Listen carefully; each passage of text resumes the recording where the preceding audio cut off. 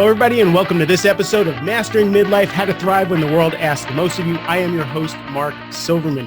Today, I get to talk to a friend, a colleague, and kind of a hero of mine, Devon Bandison. He's a high-performance coach. He's a speaker. He focuses on leadership. He wrote a really cool book called Fatherhood is Leadership that I give away quite a bit. Did a TEDx talk, which we're going to get into because the name of the TEDx talk is The Most Important Question a Father Can Ask Himself, which I think is really cool. Devon, thank you so much for being on the show. Thanks, Mark. And I acknowledge you for this amazing show, Mastering Midlife. I'm just honored to be on. So let's have some fun. Right. So the reason I asked you to be on is, you speak on stages, you speak to corporations, you do a lot of work with leaders and CEOs and those kinds of people. But your origin story, the reason that this resonates with you so much, started with your fatherhood and your coming of age story. Can you tell me a little bit about that origin story? Yeah, absolutely. I grew up in New York City, born and raised, and that will be a surprise to anybody who's listening to you talk. Right. I usually give it away when about one sentence in. So just bear with me. If you like a deep New York accent, you're going to love this podcast. So, grew up, born and raised in New York City. I actually came from a biracial background. So my mom was white, my father was black, and I came out looking Spanish. Right. So that was my origin. And it's significant because I created a story around that early on about where do I really fit in. Right? Where do I really fit in? And at an early age, my father was my hero because he put a lot of time into teaching me the game of basketball. And not only the game of basketball, but he used to use basketball to show me life lessons. So that was my early on, and that was my first kind of transition and bridge into feeling like I fit in somewhere. I became a really good ball player.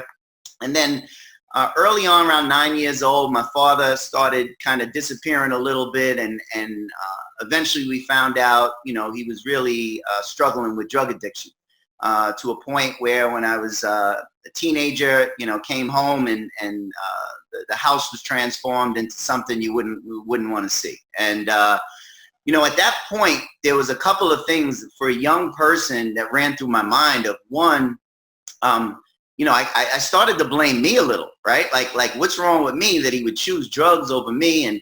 And two, there was a little bit of an anger. And, but I remember saying around 16 years old, and this is early on when I was a teenager, that when I become a father, I'm going to be a better father than my father was. Not that my father was bad. And I realized through the work over the years that he was actually doing the best he could with the mindset he had. But at that time, I wasn't so, evolved consciously to think like that. And so that was my goal. And then around 21, when I was graduating from college, we had our first child, my daughter. And I'll never forget, I was working for a nonprofit. I was a social worker going into homes for what they used to call at-risk youth. And I used to change the name to at-hope youth, right? And so I remember going, and what they used to do is you'd be right out of college, a bachelor degree. I was a social work assistant, and I would go into homes, and they'd tell you to read a chart, and then they'd say, here, this is who you work with. And I remember the feeling before I went to my first client's home was the same feeling I had when my daughter was born, of like, oh my God, like, this person's life is kind of in my hands and I have no idea what to do. So my journey through fatherhood was making a lot of mistakes early. Eventually, I became the director of that nonprofit, and I created a fatherhood program for first-time fathers because I'm a big believer that, how do you learn something is by teaching it. Teach the thing you need to learn most. And that journey was so rewarding. I had first-time fathers in the South Bronx who was sharing their experiences, and I got to learn from them. They got to learn from me. And in the process, I think I created a platform for guys to grow as fathers, but also for me to grow internally and really go back on some of the things that I had wrong, or some of the things that I was blaming my father for. And then it just kind of grew. The program was it was well known throughout New York City, got some accolades. And I loved it. And then I had we had two more children. So I have right now a 21-year-old who just finished college, completed her degree 2 weeks ago. I have a 17-year-old who's graduating high school next month. And then I have an 8-year-old who's my young up and coming star. So that's been my journey. And then since then, I was in the nonprofit for a couple years, several years. And at one point I had gotten a promotion. And, at that time I was working with children, families. I was working with fathers. I loved it. The promotion was moving from the Bronx to Midtown Manhattan. So it was a better location, better commute, more money. And then about 8 minutes into the promotion, I realized it was the biggest mistake of my life. And because it was a toxic environment, it was the first time, as Steve Chandler would say, I was walking around with victim language, right? Like, oh my God, it's Monday. Can't wait to get to Friday. Thank God it's Friday. And I was pressing snooze on the alarm button. And so while I was there, a guy came in. I was big into leadership development. As a director, I was coaching my staff, but I really wasn't all into coaching at that time. And I went to a training, and a guy named Jason, who used to work for Getting Things Done. David Allen.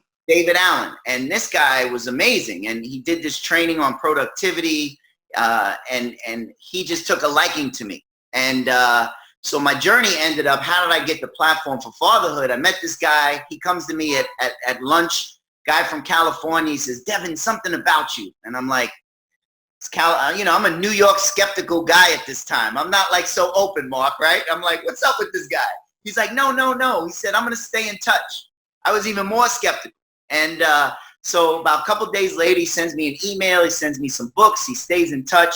Eventually, he invites me to a place called, he says, I want you to come to a retreat in a place called OJAI, California.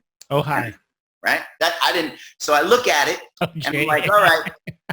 Now, mind you, Mark, at this time, not only am I in a job I don't like at this point, I'm going through what I labeled a difficult divorce. Right? Mm-hmm. I labeled it a difficult divorce because the language around divorce it's difficult. So I'm going through this difficult divorce. I have a scarcity kind of way of thinking about it, meaning she's going to take everything. I'm going to be broke living on the Bowery. I'm going to eat ramen noodles. And this isn't the chic ramen noodles we go to now. I mean, when we went to college, those square ramen noodles, that kind of stuff. So I have this thing that I'm going to lose everything. He invites me to this retreat, and he says, I'm going to waive the fee. It's 3 days. All you need is a plane ticket and a place to stay. And Mark, I looked at it, and I still was making excuses, a plane ticket to California, blah, blah, blah. 1 day came, 2 days came. About 4 days in, I realized if I don't do this, right, I may live into what I realized would be my default future of really not going after what I want. So I went there. I called this place called the Lavender Inn in OJAI, California. I said, hey, this is Devon. This is my first time in OJ, California. And the woman starts literally not laughing with me, laughing at me. And she says, Devon, OJ's that guy we don't talk about out here. This is Ojai. So I say, my bad. And I go down there, and those 3 days was one of the things that transformed my life because he asked me 2 questions on the 3rd day. We were at a place of Meditation Mountain, and he says, what would you do if money wasn't an issue? And what would you do if you didn't care what other people thought? And my answer was, well, I love this coaching thing, and I love fatherhood. And he says, create a business around that. I said, what? Create a business around the things you love? He said, yeah. And that's how it started, man. And then from that point, I created my own. I looked 3 months into advance. I said, when will my kids be together? I picked a venue. I said, this will be my first keynote, the fatherhood call to action. And I had been to some TED Talks. So I started building relationships. I said, hey, I got this TED Talk. I called this woman. She was on Oprah. I said, I don't have any money, but it'll be a good time. She says, Devon, I'll be in town that weekend, and I can bring 2 other speakers. I said, great. Then I called this kid who was a spoken word poet who was in UMass. I said, listen, I have no money, but I will send you a train ticket and you can stay with me and I'll pay for your food for the weekend. I know that's big and it won't be ramen noodles. And he says, Devon, I'm in. And that was my first event. And, I love how you took that into your own, hands and you created your own, you didn't wait to be picked. You created your own fortune there. Yeah. So what I love about that story is, you took that leap of faith, which a lot of people find really, really tough. So, but you took the fatherhood and leadership, and I have no idea what I'm going to do with this, right? And, it's really easy to look at it now. What a brilliant idea, brilliant branding, brilliant marketing, and a brilliant concept that everybody can relate to. But back then, it's like, for me, when I had that same question posed to me, the answer for me is connection. I love to connect with people. Yeah. And, that's like, he's got a good personality. What business are you going to put around? But I pulled that thread, and it was what turned out to be why I was a great sales guy. Yeah. I love to connect with people. I connect with people immediately, right? So now that was able to expand to now, of course, what I do. Like on a podcast, I talk to you, I'm connecting. But once we get that little thread pulled on us, we don't know where it's going to lead. We just need to kind of follow. We don't need to cash everything in. We just follow it. And why is that being put into my consciousness? Yeah, 100%, Mark. And you're a great example of that. And I think we all have that thing inside of us that's calling to us. And sometimes it's that thread that someone puts out there, and it usually comes from an unexpected source, right? You're sitting there, you're in a conversation, you're in a room, and a lot of people ignore that thread, and for me, it was like, look, what do I have to lose? Let me try to just move this thing forward a day at a time. And for me, fatherhood and leadership is kind of the foundation of my life, right? Like, none of this, there's no joy in my life more than spending time with my children. And I've created a life of and, not either or, right? Like, I can serve people, I can travel, and I spend a lot of time with my children. And how I came up with fatherhood and leadership is, when I was working with a lot of leaders, I was in organizations where the title was a leader. They had a title of a CEO, and they weren't a leader. And yet I'd leave that organization and I'd see the janitor with like 10 people around him at 5 o'clock just holding court. And I realized that's leadership, because leadership, like fatherhood, isn't about your title. It's about influence. It's how like one life can influence another. And that's how the thread for me came together. So you're talking to a CEO, and the people listening to this podcast are generally pretty successful. Yeah. How do you, one of the things I've always said to myself was, I wish I could be in the business world, or I wish I could be in other places in my life the way I am with Zach and Jake. So when I'm with my kids, like, I am a leader. I am powerful. I'm strong. I'm grounded because it calls it from me. And then I go out into the world and I'm self-conscious and I'm wishy-washy and I'm this and I'm that. And I always said, I wish I could be Zach and Jake's dad every place else. That was my touchstone to learn my leadership skills. That sounds like, so how do you translate it to a CEO or someone in the business world that, when they say fatherhood is leadership, what the hell are you talking about? Right. Yeah. Well, it's really an inquiry of like, how are you keeping that out is one of the best questions I'll ask them, right? What is the distinction that's coming up in your thinking that's not allowing you to be the same leader you are at home than in the world?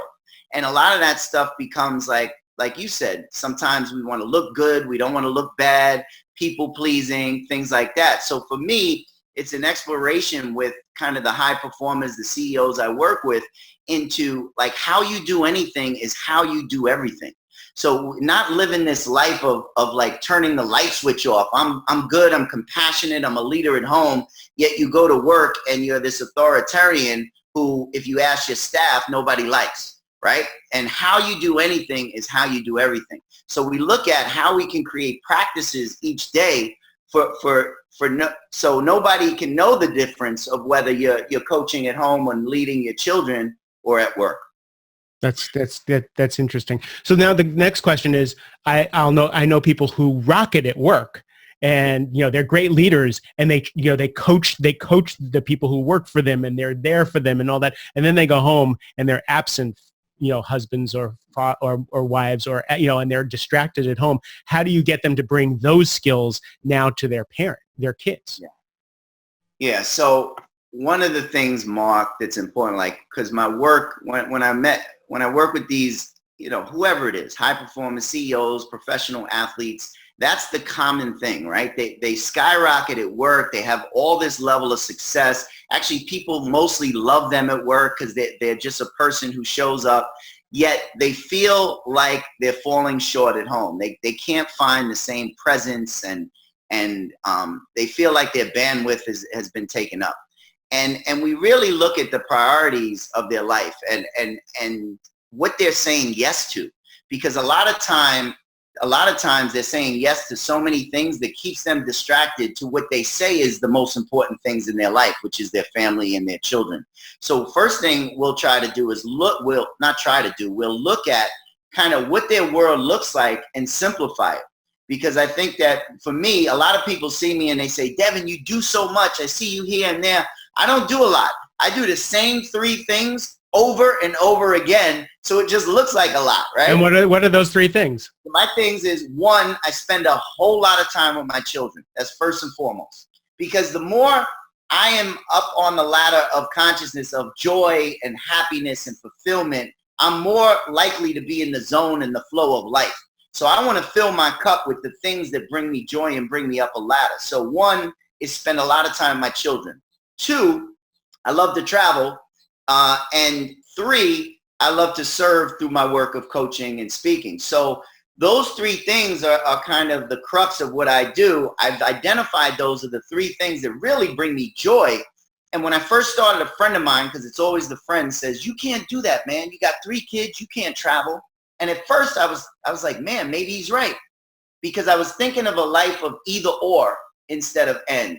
And I realized I can spend a whole lot of time with my children and I can travel if I can create simplicity in my life. And that's what I do with the CEOs and the athletes and all that, because they have all these competing commitments. But when they get clear and accurate on really the 3 things they want to be known for, their legacy, then it makes things a lot easier.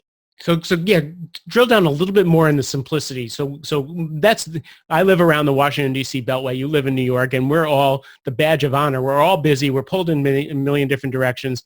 So how do we simplify a life that's just tearing us apart with obligation? Yeah. First, I start with a word that whenever I say this word, it's like blasphemy in New York, right? And the 2 words is slow down. Right. Because most high performers associate slowing down with losing their edge or not being able to produce. And the analogy a colleague once told me that I love is kind of like a racing bike. And right now, what I want to point out to these people that I work with is a racing bike. Right now, you're in gear 1-1. And if you're in gear 1-1, you're just pedaling, and you're not going far. But what we want to do is slow down and identify and make it simple to gear up, to get you on like a 6-4, where you're taking slower pedal strokes, but you're getting more momentum. You're going slow. And how we do that is really slowing down the conversation and really inquiring on what really they want for themselves, for their families, and for their life. Because fathers that I work with, usually struggle with the 3 things. The 3 biggest things they look at is like performance. They want to be high performers. They want to be known as people who create stuff in the world. Security, they're concerned about providing protection, both physical, financial protection for their children and their families. And then mortality. They know that like they have a certain amount of time on this planet, and what will their legacy be? Not a legacy after they live, yes, but more importantly, what will be their living legacy? And those are the 3 things we really dive into. Wow, that was a light bulb. First of all, I was trying to figure out how I was going to shoehorn that question into this conversation about the 3 concerns. So I'm glad you put that in there. And for me, it just gave me the epiphany of one of the transitions in my life. When I was getting divorced, I got really, really sick, and I thought I was going to die, and I was misdiagnosed, and I really got sick. And I made the decision, because I thought I was going to die, I thought I was a shit for getting divorced, right? And I thought I was a terrible father, terrible everything. And I made the decision. My career was in the toilet at that point, and I had panic attacks and all kinds of stuff. And I made that decision. If I'm going to die, what do I want to leave as my legacy, right? So as you said, I want to be seen as, my performance. I want a legacy. I want to take care of my kids. So I made the decision then was to run the Marine Corps Marathon, even though I couldn't run a mile and I was sick as a dog, because I wanted my kids to say, when I died, look what my dad did when he was sick. I wanted to make $1 million. So I wanted to leave money for my ex-wife and my kids, right? And then I wanted to give $60,000 to charity to make up for all the, crap that I perceived I did in the world. And it's funny because I simplified down to 3 things. I'm only going to do 3 things: run the Marine Corps Marathon, make $1 million, and give money to charity. Yeah. And I did those things, right? And I ended the year, my career was on fire. I made $1 million, right? I had money in the bank and my health was better than it ever was. And my well-being, and I didn't die.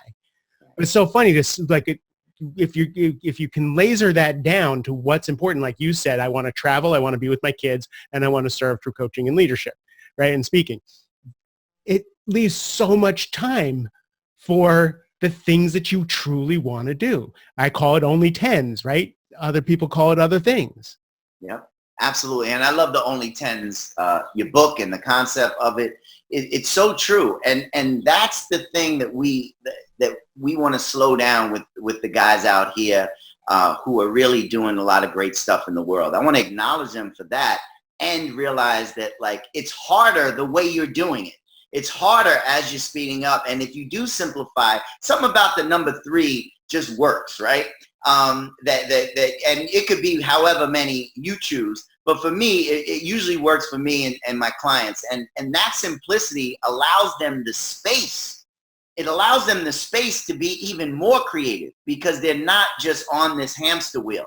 And it's exciting work, man. I mean, to see men who are doing great in one area of their life, to see how alive they come when they implement it in other areas. Like you said, when you were on fire, right? And that's kind of what lights me up in our work, when guys realize there's a next level to go to, and you're just a prime example of that. Thank you. I appreciate that. So besides your children, what are you most proud of creating in the world? What a great question. Besides my children, what am I most proud of? Okay. So I would say it's a tie. One would be my work in fatherhood and creating a space for men who were once voiceless, I think, and hiding behind the veil of, I can't be vulnerable because that makes me weak. I think that one of the greatest things is, not only through my book, but my work, is getting these emails consistently and text messages from men saying, hey, I just went out with my children. I just went out with my family. And without, all work together, without reading that in your book, I wouldn't be present as a father. And it was such a joyful day. To me, that is part of my legacy that I'm really proud of and proud to create, because it came from not knowing. It came from a place of, I'm not an expert. I need to learn about this thing. So for me, that was the most, what I'm most proud of. And I think the other thing is, concurrently, the work I've done on myself has allowed me to slow down and create such a beautiful space in my coaching practice to really have fun falling in love with people. And there's nothing better for me to being of service, like truly being of service, and not even getting accolades or credit for it, but watching the ripple effect of having an impact on one person's life, and the ripple effect that has on the world and their family is to me humbling, to say the least. I can feel that. And I want more love in the world. I want to experience more love. And like you said, I told you before this thing, I fall in love with every one of the people I interview. I only coach people that I fall in love with. Right. Yeah. But so now let's translate that to the person who's listening. They're not going to become a coach. They're not doing these things. They're in some sort of position at work, whether they're in leadership or not. And what you're saying, what I hear you saying, is that this can be translated into any position in the world. Yeah, absolutely. And to me, it's like, I call it the 3 I's, right? Intimacy, income, and impact.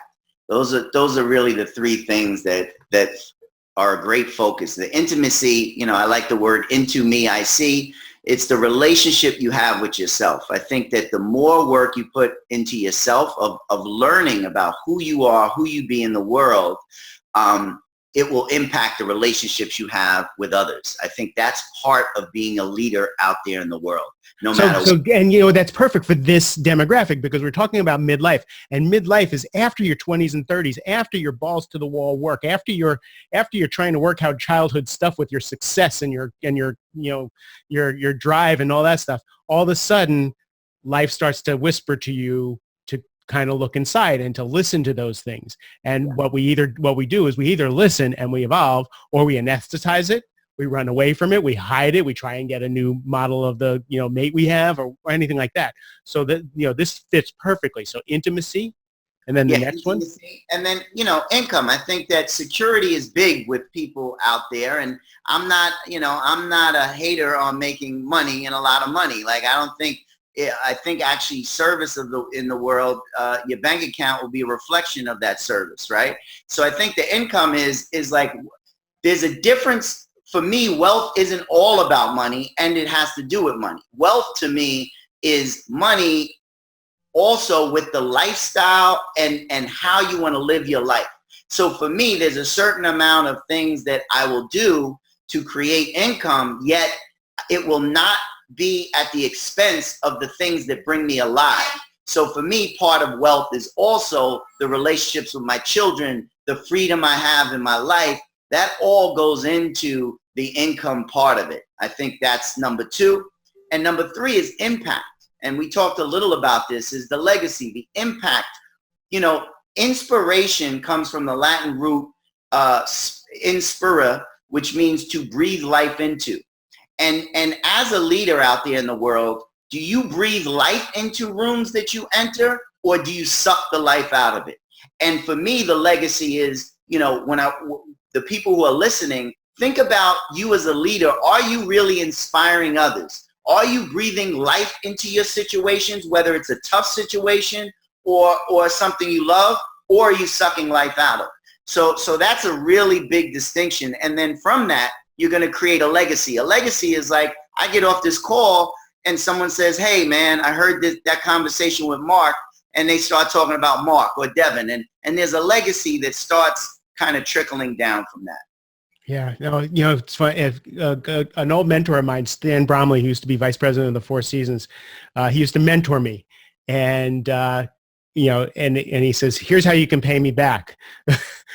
So the selfishness of the legacy and the impact is, he says, just come visit me in the old age home when I'm drooling on myself, right? So if you want to set your old age up to be, Tuesdays with Maury, where people come and visit you and spend time with you and seek your counsel, do it now. Give that mentorship now. 100%. And it comes back tenfold. And that goes into the income of the wealth, that the more you give out there in the world, the more you the more you're of service, the more like rewards you'll get. Back in the day growing up in New York, it was like, I got to get mine. That was the mentality. And my grandmother used to say, the more you give, the more you receive. And I didn't understand that until truly I got to a place where I had the opportunity to do that. And I think your listeners, the other thing is, for your listeners, your words create your world. There's nothing outside. First of all, there's nothing outside of me that really can bring me joy. I can get the car, I can get the house, I can get the 2.5 kids with the dog. That doesn't what brings me joy is always an inside job. It always comes from within. And I got to realize that my words create my world. The world doesn't create my word. And having that level of integrity, not as a moral thing, but as my word means something. And for me, look at the power of a word. You go buy a house and it says for sale, and then you go buy next week, sold. Two different distinctions, and it means something totally different for that house. Marriage, divorce. Even you, Mark, if there was 5 men in front of me, I couldn't say that's a mark. The only reason you're a mark is someone gave it a word and there was agreement around that word. So the other thing I would say to the guys in midlife is you have an opportunity to create a life based on your word, not circumstances creating who you are in the world. I love it. I knew you'd fit some of that creative juice in this conversation. So thank you for sharing your wisdom. I'm going to put in the show notes, links to your TED Talk and links to your book and your website and everything that you're doing. What do you want to promote on the conversation here? What's big for you coming up? Yeah, nothing to promote. Just like I have a thing 4 times a year called the Game Changer Leadership Experience. It's amazing. It's a 3-day transformational weekend. I have it twice in New York, twice in LA now, and then I'm going to be in Europe one time next year. So I have one. I'll send you the links. One coming up in October, one coming up in January. If you want to experience transformational coaching in the weekend to focus on those 3 I's, come on down. And if you say you're part of Mark's program, I'll give you a special promotion to get in. That's so nice. I roll my eyes at most coaches. I'm not a huge fan of the mass marketing of the coaching industry. But what I will give the plug is Devon is the real deal. It's rubber meets the road. Transform your life. Change the things, your inside and your outsides. So I highly recommend spending time with him. Thank you for spending the time with us. Thanks. The book is Fatherhood and Leadership. Father's Day is coming up. Father's Day is coming up, and it is a great book. To everybody else, I want to thank you for spending time with us, and I love you. Have a great rest of the day.